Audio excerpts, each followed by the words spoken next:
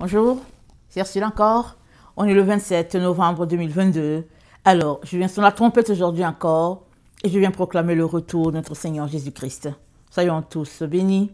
Amen. Soyons remplis de sa joie. Amen et alléluia. Alors, ces derniers temps, on a parlé de la place de la Vierge Marie dans nos cœurs. Amen. C'est qu'elle représente. Amen pour notre Dieu.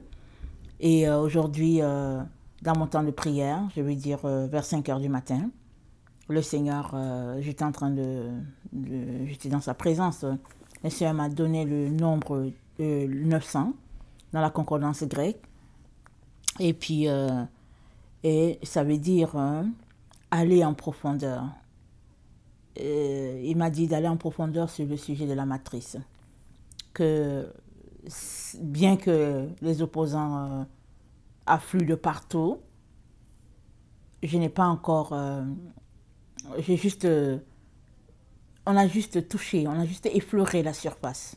Amen. On a juste effleuré la surface. Et il va nous aider à aller en profondeur. Il va creuser. Amen. Pour que nous puissions avoir comme on dit, le jus de cela. Amen. Que nous puissions avoir tout ce dont nous avons besoin pour être bien ancrés dans la matrice, dans l'utérus universel que lui-même il a créé. Amen. Vous savez que on peut être accroché superficiellement, on peut être accroché profondément. Amen. Et ceux qui sont accrochés profondément, c'est dit que quand le vent vient, ça ne les bouscule pas. Ils sont ancrés. Amen. Alors, on sait que la maison est fondée sur le roc, n'est-ce pas? Et c'est dit que c'est établi en Sion. On sait que Sion, c'est la cité de David, on sait ça. Mais qui représente Sion? Amen. Qui est le symbole de Sion? Parce que Sion, c'est la cité de David, mais Sion, ça n'a pas commencé avant David. Il y a David qui est venu, il a acheté la cité, l'emplacement. Amen. Il a bâti une cité et il est mort, mais sa génération après lui, amen, a continué de répandre la vérité tout autour, si bien que Dieu a dit, en tout cas il s'est choisi un héros, amen, en la personne de David, et qu'il ne manquera pas de serviteurs sur le trône de David dans la fin des jours. Amen. Et ça veut dire éternellement.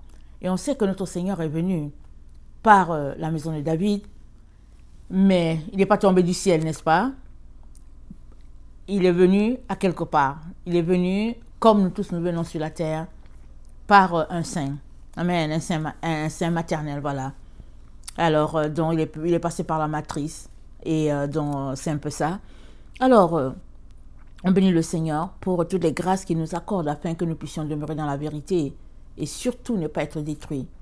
Parce que le sein qui va porter les enfants de la femme, c'est le sein de Marie. Amen. C'est un sein vaste comme Dieu l'a conçu. Alors tous ceux-là qui vont échapper à la mort, tous ceux-là, ils seront gardés dans le sein de Marie. Amen, ça c'est très très important. Alors, donc, aujourd'hui, je viens parler du psaume 110.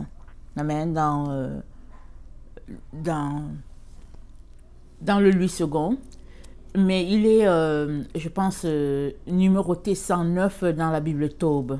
Et puis, oui, dans certaines Bibles, il est le numéro 109. Mais dans le 8 second, c'est le numéro 110. Amen. Alors, ce psaume va nous permettre de comprendre le concept de Sion. Amen. Parce que le psaume 110 parle au fait de David. Amen. Notre Seigneur Jésus. Amen. Le temps de la vengeance dans lequel nous sommes. On a besoin de comprendre certains termes là-dedans. Amen. Alors, je vais parler de ce psaume-là. Et puis après, je vais apporter un petit enseignement là-dessus. Et après, on va regarder d'autres leçons que j'ai préparées. Alors, donc, on va d'abord le lire. Je vais voir, est-ce que je le lis? Attendez. Est-ce que je le lis dans... Je vais le lire dans la version Taube, ok? Et puis je vais commenter après, dans le 8 secondes peut-être. Ok, donnez-moi quelques secondes.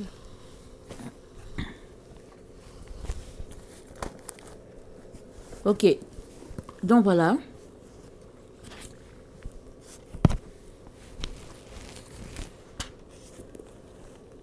Oracle du Seigneur à mon Seigneur. Siège à ma droite, que je fasse de tes ennemis l'escabeau de tes pieds. Que le Seigneur étende de Sion la puissance de ton sceptre. Domine au milieu de tes ennemis. Ton peuple est volontaire. Le jour où paraît ta force, avec une sainte splendeur. Du lieu où naît l'aurore, te vient une rosée de jouvence. Le Seigneur l'a juré, il ne s'en repentira pas. Tu es prêtre pour toujours à la manière de Melchisédek. Le Seigneur est à ta droite. Il a écrasé des rois au jour de sa colère. Il juge les nations, les cadavres s'entassent partout sur la terre. Il a écrasé des têtes. En chemin, il boit au torrent. Aussi relève-t-il la tête. Dans le 8 secondes, ça dit ceci. Parole de l'Éternel à mon Seigneur. Assieds-toi à ma droite, jusqu'à ce que je fasse de tes ennemis ton marchepied. L'Éternel étendra de Sion le sceptre de ta puissance. Domine au milieu de tes ennemis. Ton peuple est plein d'ardeur quand tu rassembles ton armée. Avec des ornements sacrés du sein de l'aurore. Ta jeunesse vient à toi comme une rosée. L'Éternel l'a juré, il ne s'en repentira point. Tu es sacrificateur pour toujours à la manière de Melchisédek. Le Seigneur est à ta droite, brise des rois au jour de sa colère. Il exerce la justice parmi les nations. Tout est plein de cadavres. Il brise des têtes sur toute l'étendue du pays. Il broie au torrent pendant la marche. C'est pourquoi il relève la tête. Donc, c'est un psaume de David. Et avant même que Jésus-Christ ne vienne, il avait déjà vu, amen, par l'Esprit, ce qui se passait. Amen. Alors il dit, parole de l'Éternel à mon Seigneur. Donc il appelait déjà Jésus son Seigneur, sans savoir tout ce qui se passe. Parce que Jésus n'était pas encore arrivé. Je ne sais pas après combien de temps il est venu. Amen. Après la mort de David, je ne sais pas, 300 ans, 400, je ne sais pas. Je n'ai pas calculé.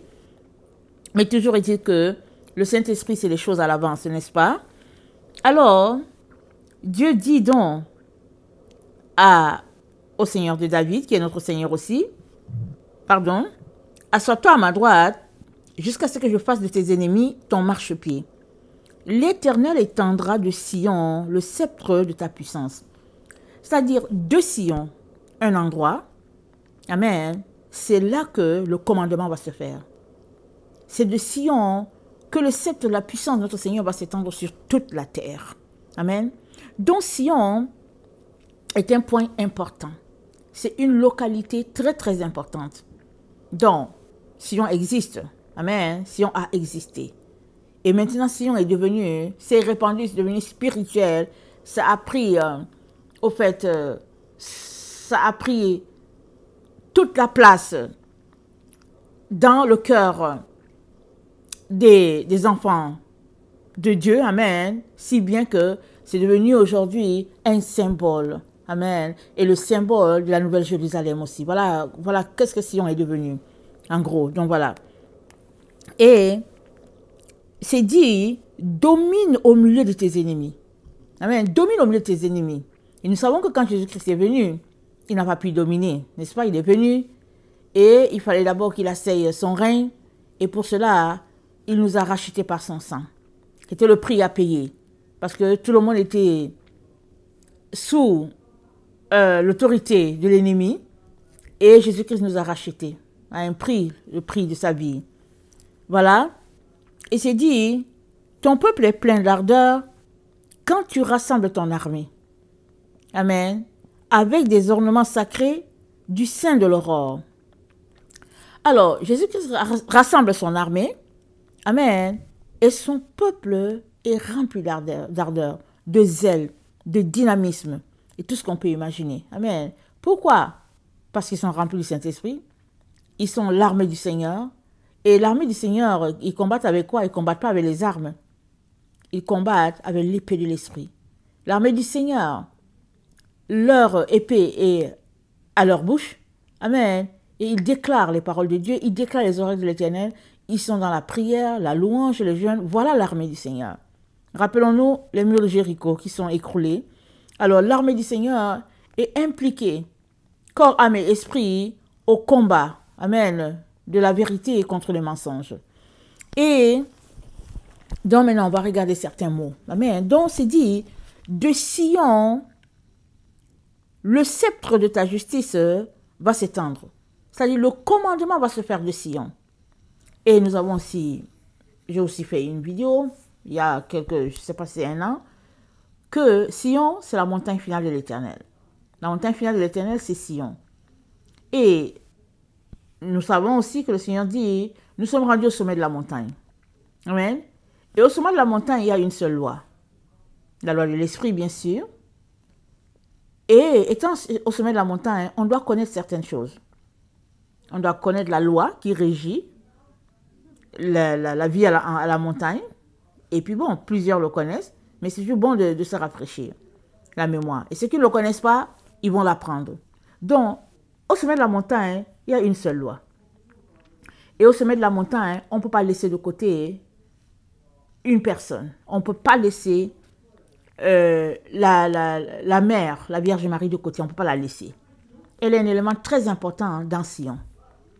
Parce que, alors que Israël était dans les ténèbres, la Bible dit, attendez, il faut que je le trouve. Je ne l'avais pas fouillé, mais allons-y dans Ésaïe 9. Voilà, c'est bien, merci Seigneur. Ésaïe 9 dit, le peuple qui marchait dans les ténèbres voit une grande lumière. Sur ceux qui habitaient le pays de l'ombre de la mort, une lumière resplendit. Amen. Donc, ils étaient dans les ténèbres, le temps où Jésus-Christ est venu sur la terre. Ils étaient dans la confusion. La preuve est que il n'a pas été accepté par les pharisiens. Ils étaient vraiment, malgré le fait qu'ils savaient que quand le Messie viendrait, il ferait des miracles, il guérirait de la lèpre, il chasserait les démons, toutes les maladies là qu'on ne pouvait pas soigner et guérir, ils savaient que le Messie allait faire. Jésus a fait tout cela, mais ils ne l'ont pas reconnu. Tellement ils étaient dans les ténèbres, tellement ils étaient remplis de jalousie. Ils ne l'ont pas reconnu.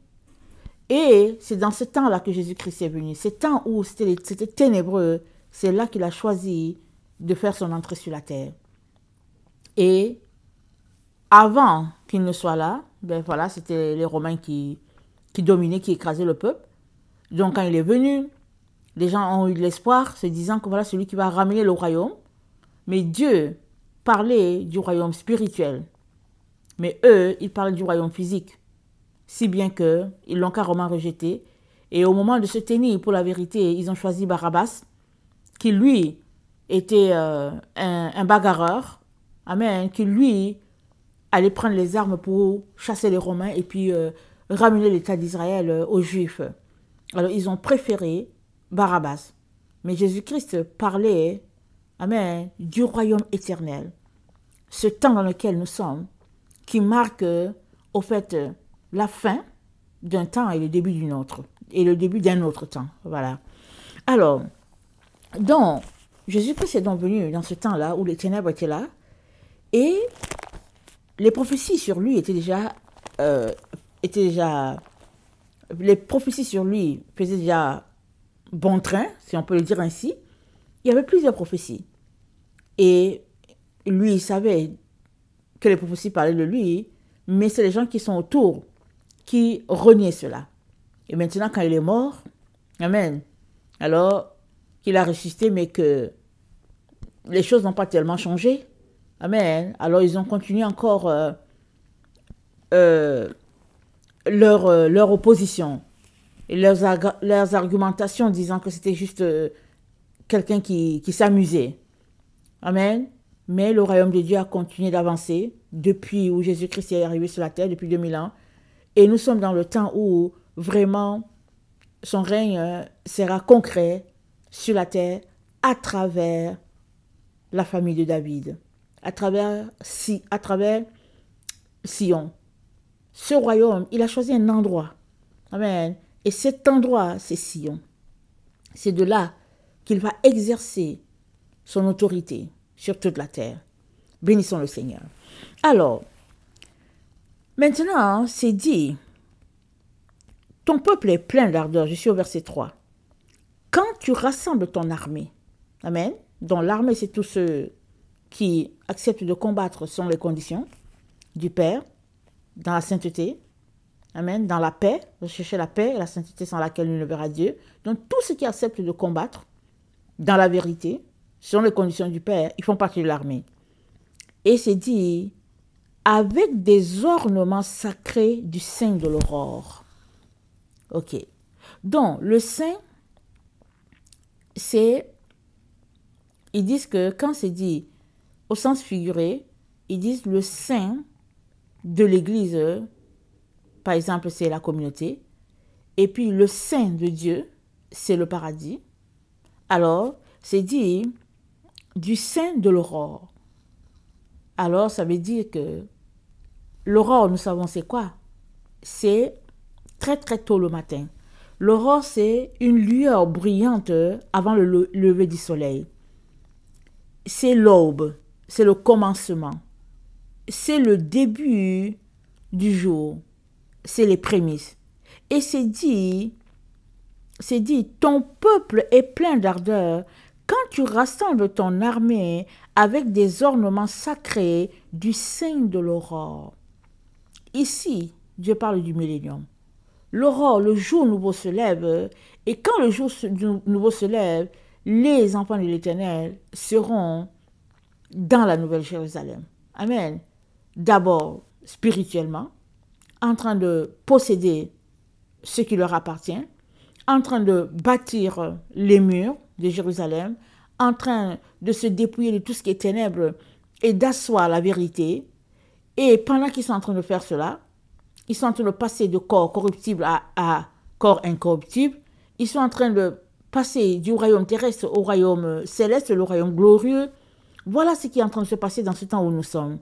Et c'est dit que avec les ornements sacrés du sein de l'aurore.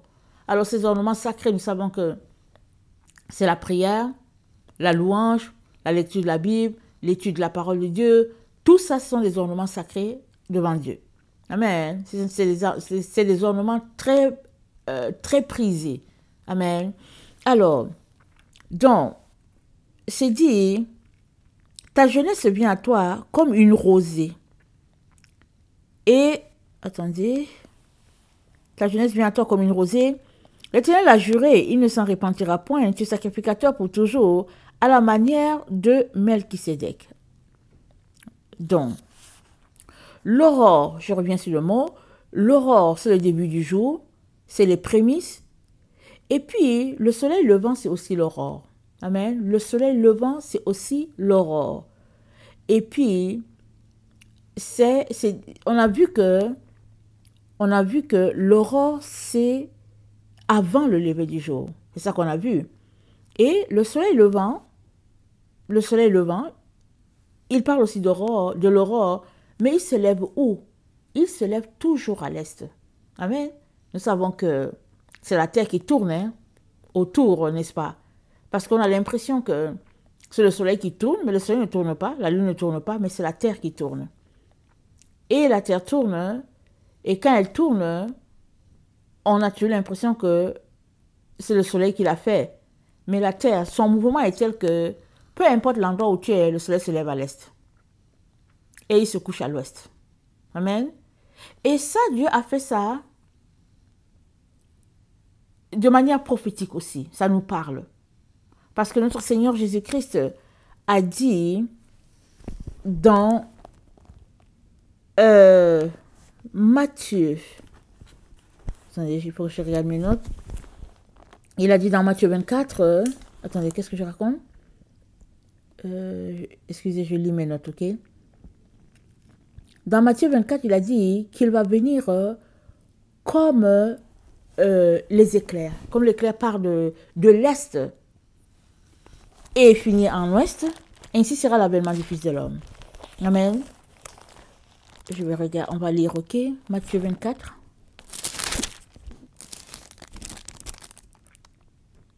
Le verset 27. Car comme l'éclair part de l'Orient et se montre jusqu'en Occident, ainsi sera l'avènement du Fils de l'homme. L'éclair part de l'Orient. Le soleil se lève en Orient. L'Orient, c'est l'aube. Amen. Alors, l'éclair part de l'Orient et il se monte jusqu'en Occident. C'est-à-dire le coucher du soleil. C'est là-bas en Occident. Et l'Occident, c'est où?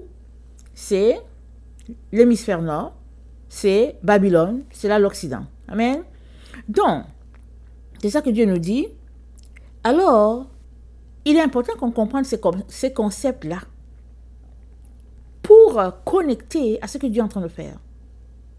Alors, notre Seigneur Jésus-Christ, il revient comme l'éclair qui part de l'Orient et se couche en Occident. Et l'Orient, on vient de voir que c'est l'Est, c'est le soleil levant, amen, c'est la rosée du matin, amen, et là où le soleil se couche, c'est l'Ouest, c'est Babylone. Alors, qu'est-ce que le Seigneur est en train de nous dire? Il est en train de nous dire que si nous voulons connecter à sa venue, il est très important qu'on voit sa venue à l'est. C'est ça qu'il est en train de dire. Il dit que sa venue, il est exactement comme l'éclair qui part de l'Orient et finit en Occident. Nous sommes ici en Occident. Amen. Mais on doit savoir que l'éclair, amen, qui représente la venue de notre Seigneur, il part de l'Est. Il part de l'Orient. Ça, on doit le savoir. Mais c'est quoi l'éclair? L'éclair, c'est la lumière. L'éclair, c'est la gloire de Dieu. C'est ça l'éclair. Ok? Alors, on regarde, on continue notre test. Alors,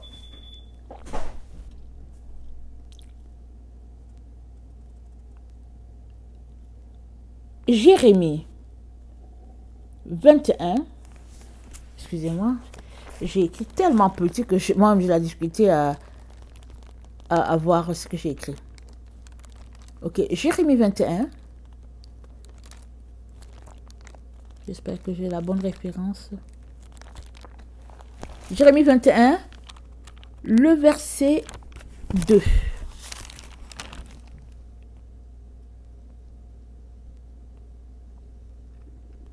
Ok. Consulte pour nous l'Éternel, car Nebuchadnezzar, roi de Babylone, nous fait la guerre. Peut-être l'Éternel fera-t-il en notre faveur quelqu'un de ses miracles, afin qu'il s'éloigne de nous. Jérémie leur répondit, vous direz à Sédécia, ainsi par l'Éternel, le Dieu d'Israël, voici je vais détourner les armes de guerre qui sont dans vos mains et avec lesquelles vous combattez en dehors des murailles du roi de Babylone et les Chaldéens qui vous assiègent, et je les rassemblerai du milieu de cette ville. Puis je combattrai contre vous. Ok. Donc ici, c'était juste pour préciser que l'Occident, c'est en Babylone. Amen. C'était pour préciser ça. Parce que l'éclair part de l'Orient et ça finit en Occident. Et l'Occident, c'est Babylone. Et nous savons que Dieu nous dit quoi? Il nous dit de sortir de Babylone, sinon ça sera grave pour nous. Amen. Donc on est pleinement dans ce que Dieu est en train de nous dire dans notre temps.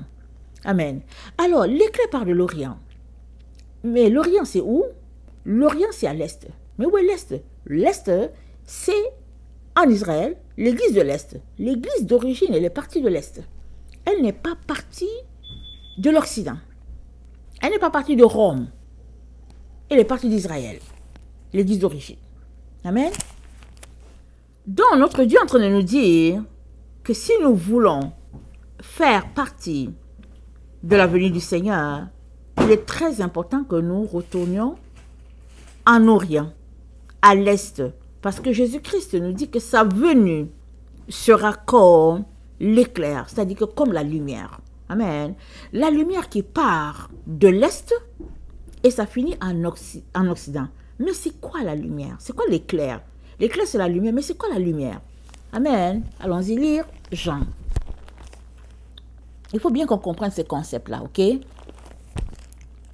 La lumière. Jean 1, ça nous dit, au commencement était la parole, et la parole était avec Dieu, et la parole était Dieu. Elle était au commencement avec Dieu. Toutes choses ont été faites par elle, et rien de ce qui a été fait n'a été fait sans elle. En elle était la vie, et la vie était la lumière des hommes. La lumière luit dans les ténèbres, et les ténèbres ne l'ont point reçue. Il y eut un homme envoyé de Dieu, son nom était Jean. Il vint pour servir de témoin, pour rendre témoignage à la lumière, afin que tous crussent par lui. Il n'était pas la lumière, mais il parut pour rendre témoignage à la lumière. Cette lumière était la véritable lumière qui, en venant dans le monde, éclaire tout homme. Amen. C'est ça qui est dit. Amen. Mais, nous, on comprend, on sait que, quand on dit que la parole, on sait que c'est Jésus, n'est-ce pas? On sait que la parole, c'est Jésus. Mais c'est quoi la parole? Amen. La parole, c'est la loi de Dieu. C'est les commandements de Dieu, c'est ça la parole de Dieu. Parce que si on dit seulement la parole, c'est vague. Mais si on met un nom dessus, la parole, c'est la loi de Dieu. Alors, refaisons notre lecture. Au commencement était la loi. Et la loi était avec Dieu. Et la loi était Dieu. Amen. Elle était au commencement avec Dieu. Toute chose a été faite par elle. Et rien de ce qui a été fait n'a été fait sans elle. La loi était la vie. Et la vie était la lumière des hommes. La loi, lui, dans les ténèbres, et les ténèbres ne l'ont point reçue. Il y a un homme envoyé de Dieu, son nom était Jean. Il vint pour servir de témoin, pour rendre témoignage à la loi, afin que tous crussent par lui. Il n'était pas la loi, mais il parut pour rendre témoignage à la loi. Cette loi était la véritable loi, qui en venant dans le monde éclaire tout homme. Elle était dans le monde, cette loi, et le monde a été fait par la loi. Et le monde ne l'a point connue. Amen, on va s'arrêter là. Le monde a été fait par la loi, et c'est vrai. Quand on prend le récit de la création, Dieu a dit, c'est les principes de loi. Quand on prend nos séphiros, c'est les principes de loi. Ça dit les choses qui sont établies. Si tu marches selon ces choses qui sont établies, ta vie sera correcte sur la terre. Mais si tu vas contre les choses qui sont établies, voilà, c'est là qu'il y aura des problèmes. Donc, Jésus-Christ, il revient comme l'éclair qui part de l'Orient. Ça veut dire que Jésus-Christ revient comme la lumière qui part de l'Orient. Et la lumière, c'est la loi que Dieu a établie en Orient. Et l'Orient, c'est où? L'Orient, il l'a établi en Sion. Amen.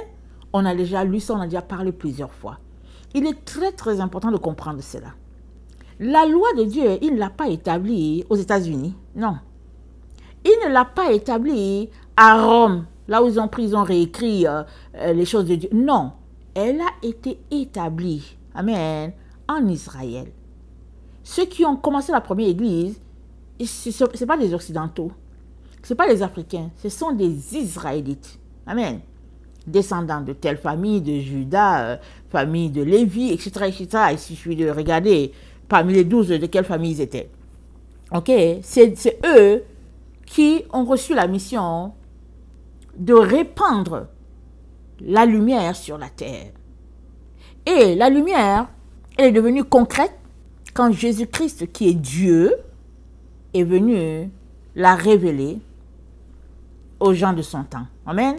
Voilà un peu le gros résumé. Alors, donc, Jésus, amen, nous dit, lui quand il revient, il dit que sa venue sera comme des éclairs qui partent de l'Orient, on vient de l'expliquer, et finit en Occident. Alors, on a un exemple. Regardons Apocalypse 10. Amen. Apocalypse 10 nous dit ceci.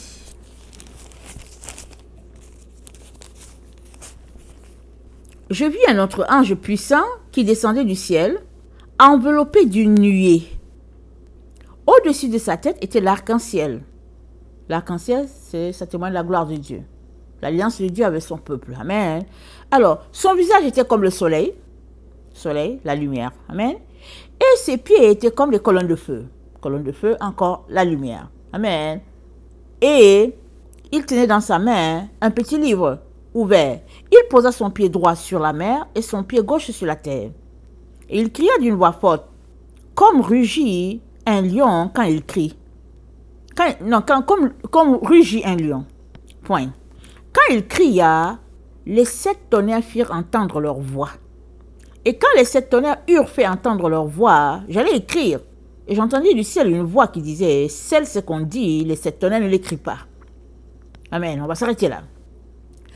Alors, il pose son pied sur la terre, sur la mer, et puis, il dit quelque chose, et les 7 tonnerres font entendre leur voix. Mais regardons un peu quand le tonnerre tonne. Avant que le tonnerre tonne, qu'est-ce qui se passe? Il y a des éclairs. Quand le tonnerre tonne, les éclairs sont passés avant. Alors, qu'est-ce que ça fait? Moi, je ne sais pas pour vous. Généralement, quand je vois l'éclair, je sais quelle sera l'intensité du tonnerre. Je le sais. Quand l'éclair est petit, bon, ok, ça va. Mais quand l'éclair est tellement vif, je bouche déjà mes oreilles avant. Je les bouche avant parce que je sais que le tonnerre, ça sera quelque chose. Je cherche à me réfugier à quelque part avant que le bruit soit terrible. Donc, Jésus-Christ nous donne encore de comprendre un autre principe ici. Ce principe est que le tonnerre, c'est le jugement, n'est-ce pas? Le bruit que ça fait, ça renvoie au jugement. Et souvent même, le tonnerre frappe de telle sorte que ça cause des dégâts. On le sait. Souvent, à la télévision, on rapporte les dégâts à cause du tonnerre, etc., etc. Souvent aussi à cause de l'éclair. Parce que la flamme est tombée et puis bon, ça a pris feu. Voilà. Mais avant que Dieu juge cette humanité qui refuse Jésus, amen, avant que Dieu juge cette humanité, il nous envoie sa lumière, il nous envoie la parole. Voilà pourquoi il donne encore une autre analogie en parlant du fait que son ange vient sur la terre. Alors, son ange vient et quand il parle, il y a 7 tonnerres qui répondent. Et je pense que j'avais déjà fait une vidéo là-dessus quand le Seigneur m'a révélé les 7 tonnerres, parce qu'on se dit toujours les 7 tonnerres, c'est qui? Parce que c'était dit de sceller. Amen. De sceller la parole. C'est ça qui avait été dit à Jean. Mais après, on est complètement au temps de la fin. Mais c'est qui les 7 tonnerres? Les 7 tonnerres, ce sont les 7 anges de la mer terrestre. Ce sont les 7 anges de la mer terrestre. L'ange du soleil, l'ange de l'eau, l'ange de l'air, l'ange de la terre, l'ange de la joie, et puis la mer terrestre, et il y a un autre que l'ange de la vie. Voilà. Pourquoi? Pourquoi est-ce que c'est eux les 7 tonnerres? C'est parce que nous avons été privés de cela. Nous ne prenons pas soin de la nature. On nous a enlevé cette partie-là dont on ne sait pas. On a passé notre temps à pécher à outrance contre notre mère terrestre. On l'a détruite, c'est-à-dire qu'on l'a tuée. Elle était vivante, on l'a tuée. À petit feu et de partout sur toute la planète Terre. Et quand les gens qui prônent Greenpeace, la verdure, se sont levés pour marcher, je ne sais pas pour vous, mais moi je me suis dit, mais pourquoi est-ce qu'ils marchent? Qu'est-ce qui se passe? On dit, ouais, mais ils marchent parce que il faut prendre soin de la terre, parce qu'on n'en aura plus, il faut prendre soin de la nature, parce qu'on n'en aura plus, mais ça ne m'a rien fait. Et anyway, j'étais prise avec mes études, ça ne me disait pas grand-chose, ok? Alors, mais en tant qu'enfant de Dieu, je devais être concernée. Mais j'ai été privée de cela.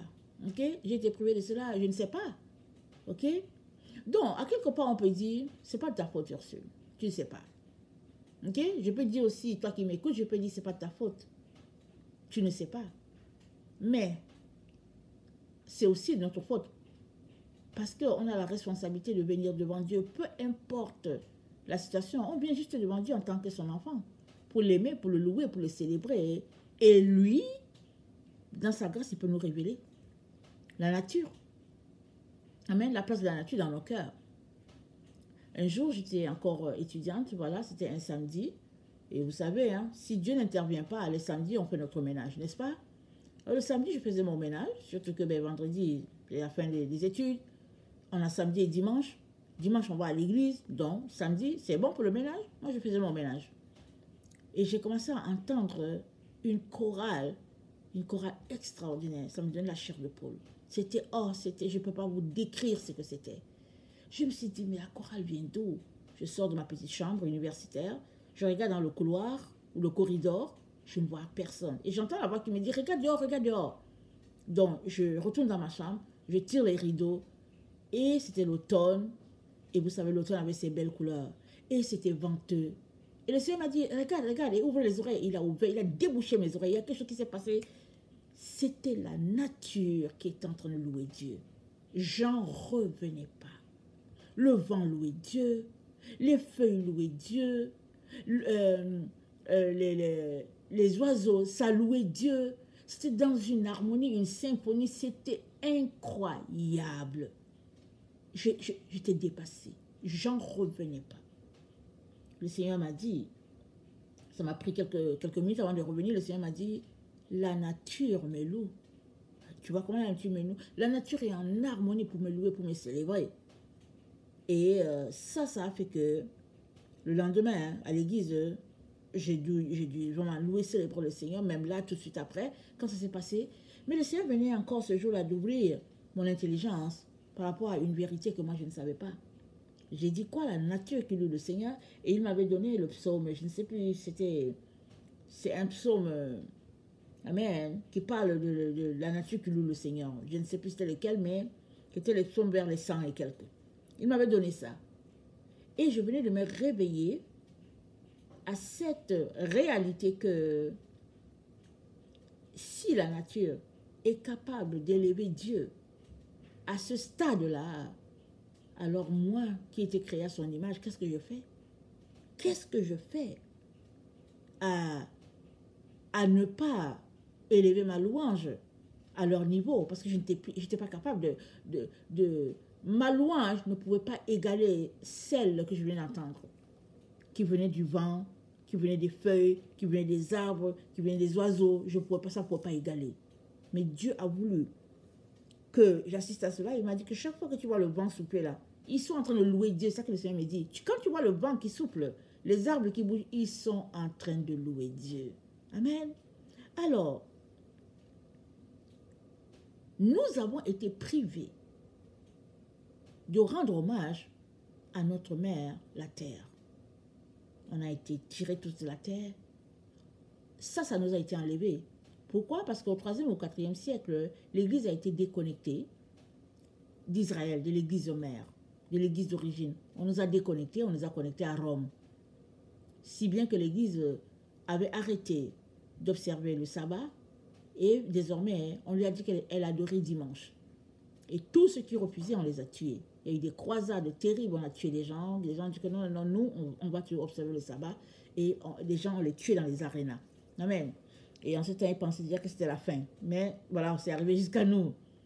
Alors, tout cela pour dire que avant que Dieu juge cette terre dans laquelle nous sommes, il nous envoie sa parole sous forme d'éclair. Il nous envoie la vérité. Voilà pourquoi cet ange qui vient avec son petit livre, non seulement il pose un pied sur la mer et l'autre pied sur la terre, c'est-à-dire qu'il réunit toute la création, parce qu'il y a la mer et la terre, amen, là où l'être humain a accès. Amen, on n'a pas accès au monde souterrain, amen, en enfer on n'a pas accès, mais on a accès à la mer et à la terre. Alors il met les deux pieds, l'un sur la mer, l'autre sur la terre, pour déclarer le jugement de Dieu. Parce que nous savons aussi que l'homme a maltraité la mer et tous les produits qui y sont, et tout ce qui se passe dans la mer, comment ça a été pollué, et comment les baleines, tout ça, ça échoue. Sur les bordures, on sait tout cela, et puis les pétroles, le gaz, tout ça qui a été versé, vraiment tout a été pollué là, même détruit la nature. Alors cet ange-là, il met le pied sur la terre et sur la mer. Il dit, Dieu est sur le point de juger. Mais avant que Dieu juge, ce même ange nous apporte un petit livre. Amen. Et ce livre contient l'hommage à notre mère la terre. Et c'est comme ça qu'on est informé qu'il y a 7 anges avec lesquels on doit être en relation. C'est comme ça qu'on est informé que désormais on peut aller manger, amen, les fruits de l'arbre de vie afin qu'on ne puisse pas périr. On peut maintenant déjà aller. Alors moi je viens t'encourager. Au lieu de rester là pour, je sais pas, discuter et tout, commence à pratiquer la doctrine de Jésus-Christ. Parle à tes 14 anges, les 7 du côté de la mer terrestre, les 7 du côté du Père céleste. Parle à tes anges, communie avec eux. Tous ceux qui seront trouvés fautifs par rapport à leur relation avec la mer terrestre, ils seront écartés. Amen. Ils n'auront pas la possibilité de se retrouver dans la présence de Dieu. Voilà pourquoi, avant que la destruction soit, avant que les tonnerres tonnent sur la terre, pour déclarer les derniers jugements de Dieu, avant que cela arrive, Dieu envoie ses éclairs. Avant que le premier tonnerre vienne, il envoie l'éclair. Il envoie l'éclair. Nous sommes bénis de retourner sur l'ancien sentier. Nous sommes bénis d'avoir cette connaissance-là que nous devons retourner sur l'ancien sentier. Jérémie 6, le verset 16. Nous sommes bénis. Allez pratiquer les sentiers des anciens. Retourner à l'origine. Parce que Apocalypse 13, le verset 8 nous dit que ceux qui vont adorer la bête, c'est ceux dont le nom n'a pas été écrit, c'est ceux dont le nom n'a pas été trouvé, écrit dans le livre de vie à la fondation du monde. Ça veut dire ceux qui ne sont pas retournés à l'origine, ils se sont retrouvés à adorer la bête. Pourquoi? C'est parce que quand tu retournes à l'origine, tu as les bases avec lesquelles Dieu a créé notre monde. Tu connectes directement avec ton Créateur. Tu ne connectes pas avec quelqu'un, un intermédiaire. Tu connectes directement avec ton Créateur. Et quand tu es connecté à ton Créateur, il n'y a pas moyen que tu puisses l'abandonner. Et si tu es connecté directement à ton Créateur, tu es connecté à toutes ces personnes qui le représentent. Comme la Vierge Marie, comme le Seigneur Jésus-Christ, tu es connecté à eux. Alors, nous, dans notre temps, on nous a connectés à un Jésus. On sait que Jésus-Christ, il est mort, mais on nous a connectés, on nous a parlé d'un certain Jésus que nous connaissons intellectuellement.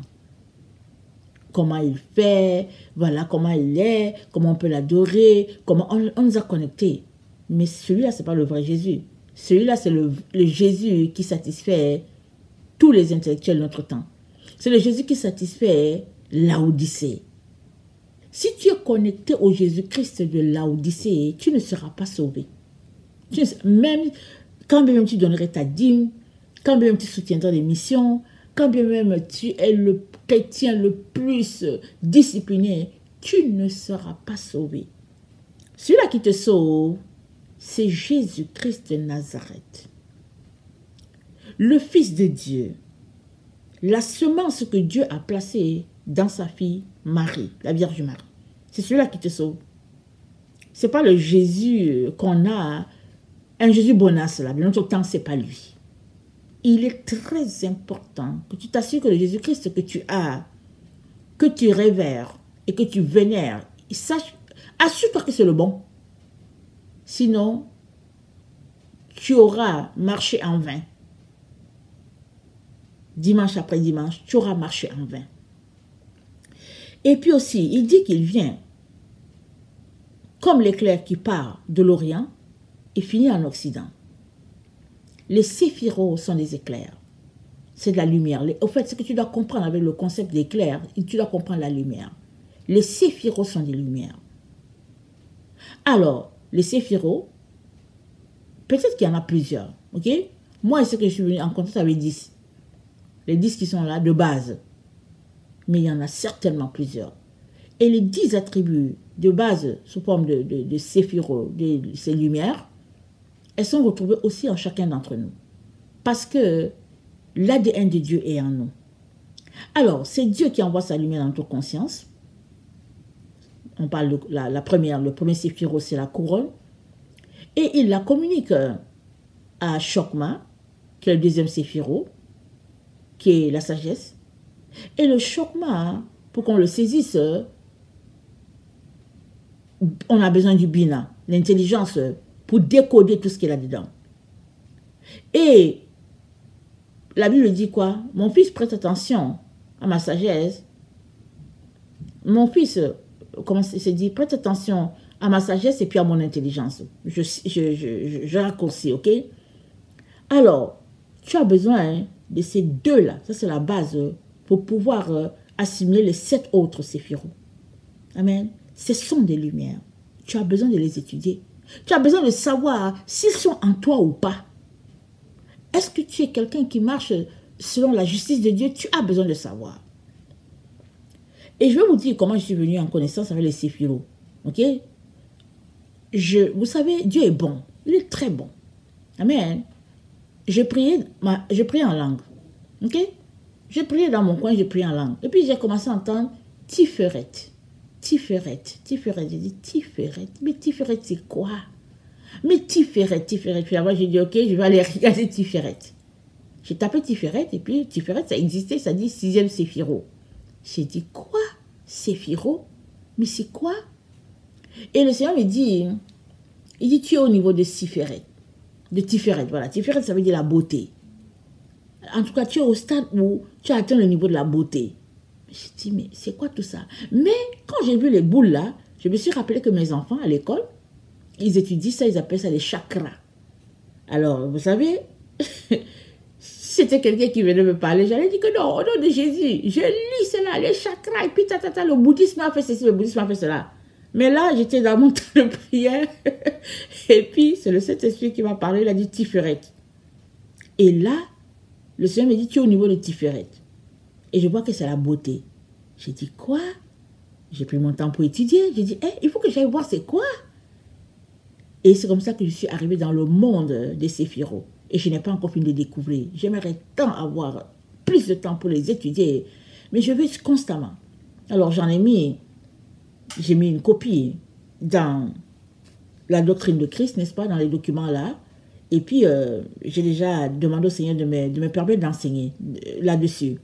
Amen. Peut-être 20 minutes comme ça, pour juste vous introduire là-dessus. Amen. Alors, notre marche avec le Seigneur, c'est une marche de progression en direction de la lumière. On n'est jamais sur place, ça n'existe pas. Tu dois grandir, tu dois avancer. Toi et moi avons besoin de grandir. Et notre position au niveau des séphiros nous donne de savoir si on fait bien la chose ou pas. Et c'est pas grave là, si on se rend compte qu'on l'a pas bien fait, on vient se repentir et puis on travaille pour atteindre les différents séphiros, ok? On travaille, ça c'est important. Et ce sont des lumières. Ce sont des lumières que le Seigneur nous donne. Donc il dit, il vient comme des éclairs. Tu peux le comprendre comme, il vient comme des séphiros. Ça dit quoi? Ça dit, illumine ta conscience. Ça dit, réveille-toi. C'est ça qu'il est en train de te dire. Il dit, réveille-toi. Réveille-toi. Parce que si tu ne te réveilles pas, tu vas périr. Parce que les enfants du dragon vont périr. Ils sont dans l'ignorance la plus totale. On leur dit, c'est pas grave. Tu peux adorer Dieu dimanche. On leur dit que c'est pas grave. Il faut juste donner la dîme et tout ça. On dit, c'est pas grave. Il faut juste sautiller. On leur dit ça, c'est pas grave. On dit, c'est pas grave. Tu peux porter les pantalons, même si tu es une femme, c'est pas grave. Tu peux porter les shorts, c'est pas grave. Tu peux marcher dans la ville avec tes shorts et puis avec ton ventre dehors, c'est pas grave. On leur dit ça. Mais le problème est que si on te dit ça pendant 20 ans, et que ça fait 20 ans que tu connais le Seigneur, et que pendant 20 ans tu acceptes ça, le problème est de ton côté. Quelqu'un qui vient de donner sa vie au Seigneur pendant 1 an, qui vient de donner sa vie au Seigneur 6 mois, 1 an, il sera sauvé. Toi, tu ne seras pas sauvé. Parce que depuis 20 ans, on te raconte ça. Tu n'as pas levé le doigt pour aller chercher la vérité. Voilà, Jésus-Christ nous dit, je viens comme des éclairs, je viens comme des séphiros, je viens comme la lumière, je viens comme la loi de l'Éternel. C'est ça qu'il est en train de nous dire. Il dit, comme les éclairs partent de l'Orient, donc je viens comme à l'origine, à la base, l'église d'origine là, je viens comme ça, c'est comme ça que je viens. Alors, n'attends pas, les gens restent là, ils regardent au ciel, ils disent que mais il va venir comment? Non, il dit quoi? Il dit, il va venir sur les nuées. Mais nuées de quoi? Les nuées d'obscurité. Il vient, ça dit, il va percer l'obscurité de notre temps. On est dans le temps de ténèbres. Il va percer cela par sa lumière éclatante. Et le voilà, il sera là. C'est ça qu'il est en train de dire. Mais il est là où? Il est là en toi. Alléluia, il est là en toi. Ne le regarde pas dehors, cherche-le en toi. Jésus-Christ dit quoi? Le royaume des cieux va venir, ne vient pas de manière à frapper les regards. Et il dit, le royaume de Dieu est en toi, il est en toi, il est en toi. Réveille-toi mon frère, ma soeur, réveillez-vous. Réveillez-vous. Je vous en prie. Sortez des mensonges là. Si vous dites ce que vous dites, le Seigneur a voulu que j'appelle cela parce qu'il m'a bien jeté dans la galère. Il m'a fait quitter mes parents. Et après, je me suis mariée. Et puis, avec mes enfants, galère sur galère, galère sur galère. Et puis, finalement, j'ai dit... Et puis, ma mère est partie rejoindre le Seigneur. En 2010, elle est partie rejoindre le Seigneur. Mais avant de partir, elle m'a dit, j'ai fini mon travail, mais toi, tu ne l'as pas fini. Je suis restée, j'ai dit, what? Et le Seigneur m'a dit, quoi qu'il arrive, tu ne bouges pas. Tu restes là où tu es. Là où j'étais placée, là, tu restes là. Alors, je me suis dit, à ce rythme,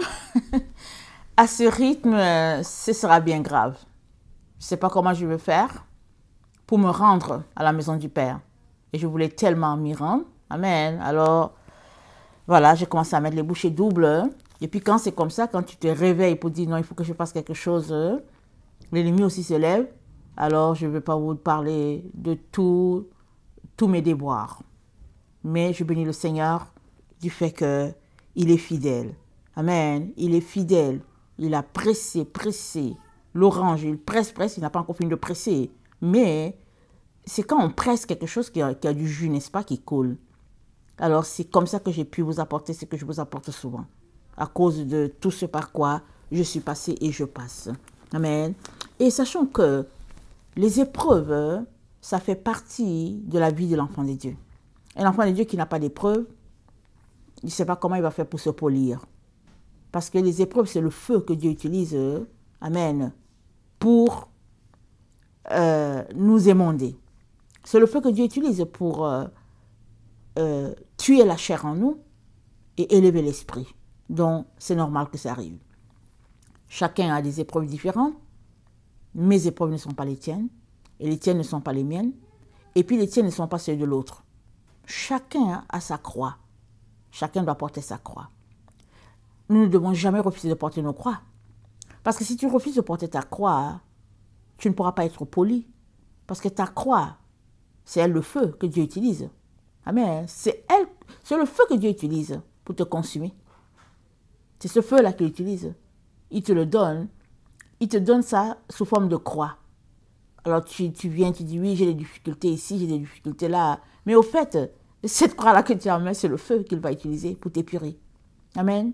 Très très important de ne pas rejeter nos croix, mais plutôt de dire Seigneur, viens à mon secours afin que je comprenne et que je puisse gagner le combat dans lequel je suis.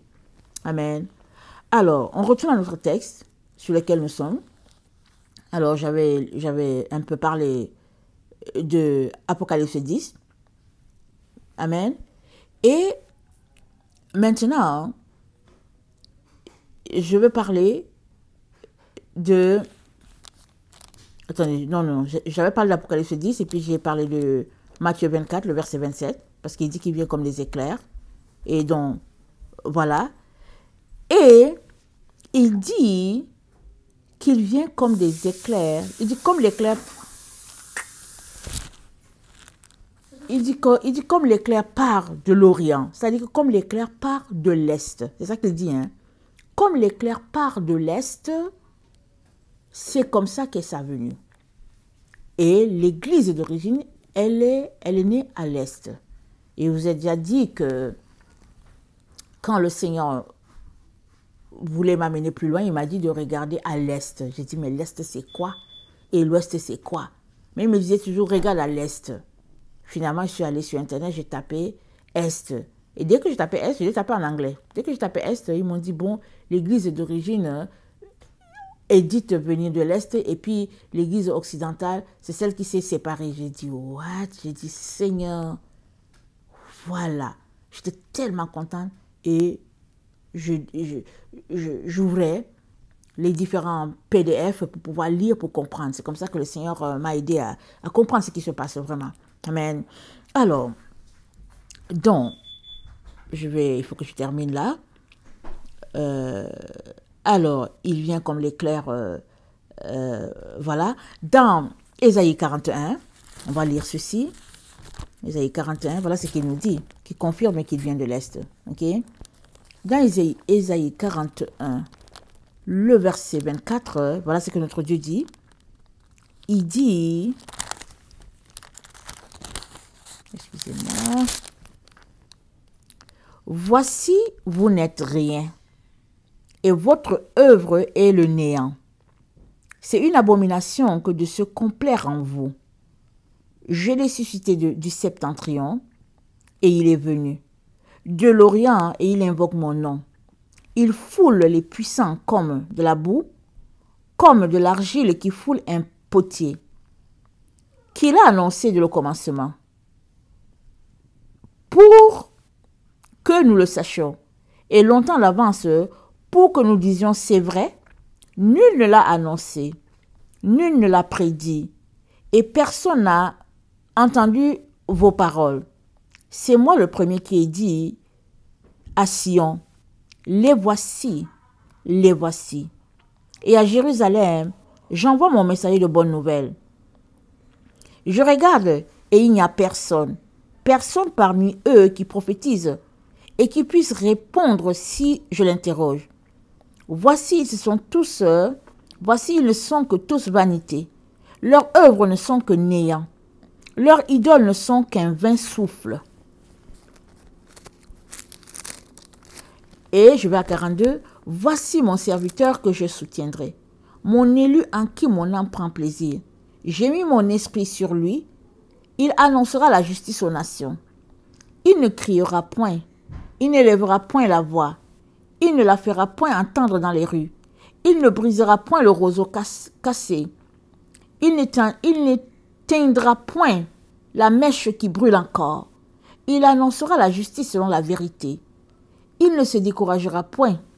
Il ne se relâchera point jusqu'à ce qu'il ait établi la justice sur la terre et que les îles espèrent en sa loi. Ainsi parle l'Éternel Dieu.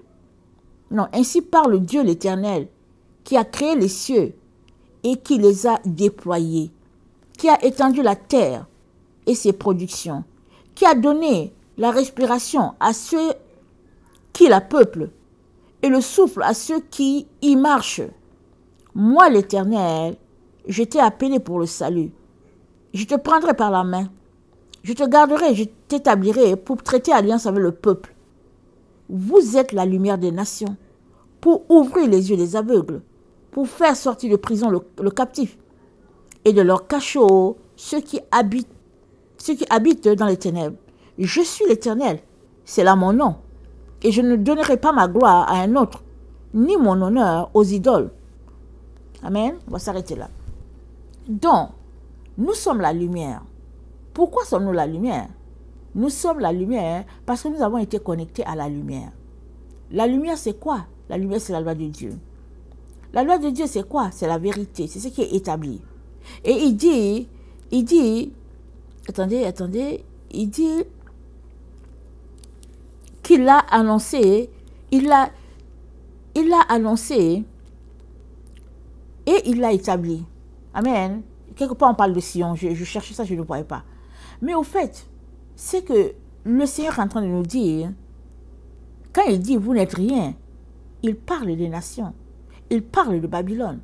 Il parle des êtres humains qui sont en train de tout chambouler, qui le traitent comme s'il n'existait pas et qui veulent établir leur loi.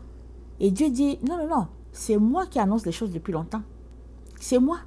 C'est moi qui ai créé les cieux. C'est moi qui ai créé les cieux et la terre.